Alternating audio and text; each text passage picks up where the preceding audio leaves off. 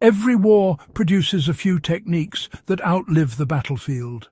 Some come from official manuals, others from field improvisation, and then there are the rare few that soldiers protect and swear by, as if they're sacred. Among World War I veterans, one survival trick gained an almost mythical reputation. It wasn't a weapon, it wasn't a piece of gear, and it wasn't tied to rank. It was a deceptively simple method that kept men alive in the mud, cold, disease, and chaos of trench warfare. When soldiers passed it to one another, they didn't treat it as strategy. They treated it as something that simply worked when nothing else did. Most people today have never heard of it. But for anyone who appreciates history, fieldcraft or survival, this forgotten World War I method still has real value, both as a piece of wartime ingenuity and as a practical tool that can be used today. The trick originated from trench conditions that destroyed both equipment and the human body. World War I trenches were a perfect storm of wet soil, stagnant water, freezing nights, and relentless bacterial growth. Boots rotted in weeks, bandages stayed damp, rifles clogged with mud. Even seasoned soldiers underestimated how destructive the environment itself would be. The constant dampness pulled heat from the body and created conditions where infections spread faster than wounds could heal. Commanders noticed that the men weren't just fighting the enemy, they were fighting the trench. This forced soldiers to look for anything that could give them an edge against the cold, the moisture, and the infections. And that's where the trick began. It started as a rumour among troops, then became common knowledge, then gained the reputation of being magic because it worked so consistently. It was called trench grease, an old mixture that protected skin and gear and kept men alive long enough to fight. The method relied on a simple handmade grease that created a barrier against moisture and infection. Trench grease was not the same as modern petroleum jelly or ointments. Soldiers made it using ingredients that were widely available even behind the front lines. The core was animal fat, usually pig or beef tallow, which they heated gently until it liquefied. Then they blended in beeswax for structure and a small amount of resin or pine tar when available to improve water resistance. Once it cooled, it formed a paste that could be spread over skin, leather, canvas, and even wood. What made trench grease legendary wasn't its composition, but the results. Soldiers who coated their feet daily, rubbed it into their boots, and applied it to gear saw dramatic improvements. Feet stayed dry longer.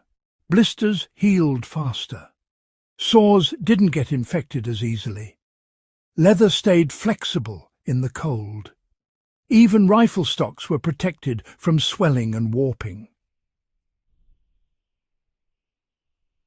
For men trapped for weeks in cold, wet trenches without the ability to fully dry their gear, trench grease became a shield that modern fabrics hadn't yet evolved to provide.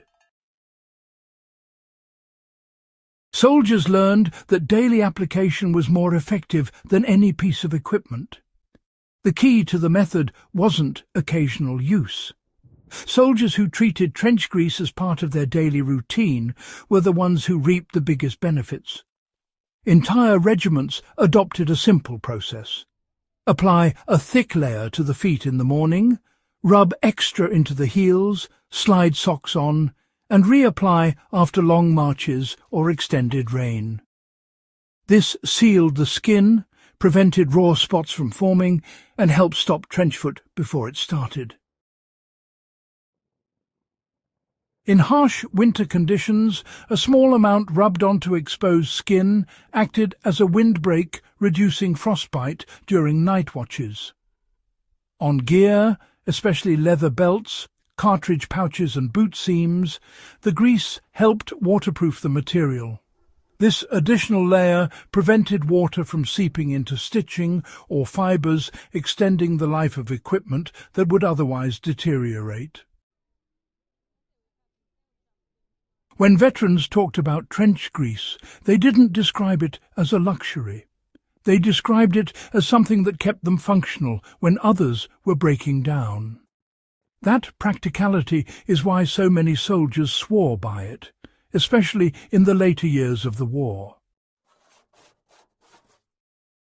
This World War I trick can still be recreated today with simple steps and real-world uses.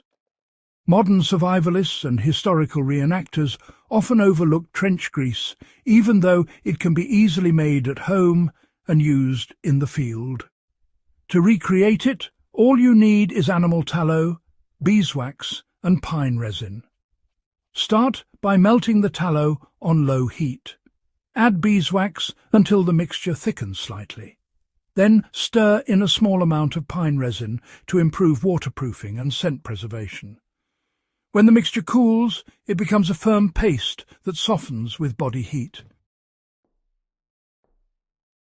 In practical terms, this mixture works exceptionally well in cold weather hikes, long-distance treks, or wet environments.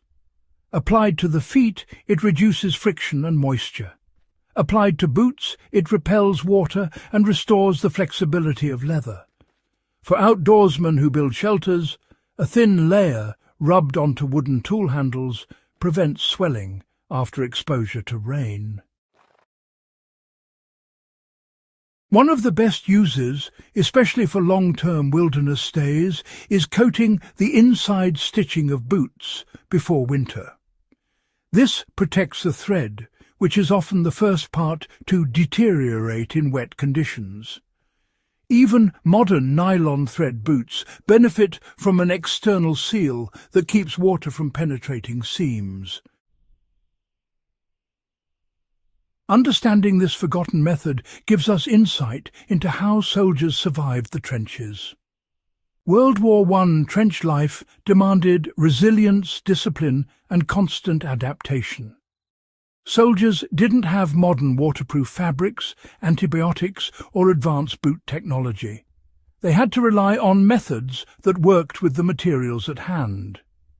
Trench grease became one of the most reliable life-saving tools of the entire war, not because it was glamorous or technologically advanced, but because it addressed the fundamental threats that soldiers faced every single day. It remains one of the clearest examples of practical, field-tested ingenuity that still holds value more than a century later. For anyone studying history, outdoor survival, or traditional skills, this World War I trick is worth preserving, not as nostalgia, but as a proven method you can still use today. If this deep dive into overlooked wartime survival knowledge was valuable to you, subscribe to In the Beginning and share this guide with fellow historians.